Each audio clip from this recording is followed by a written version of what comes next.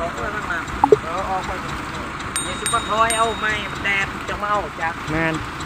เนี่ยตัวถอยตัวนี้ก็ออกเองก็บ่ได้นะนี่ได้วะคอยรอบนึงเริ่มเป็นข้าวเมื่อแล้วจอดไป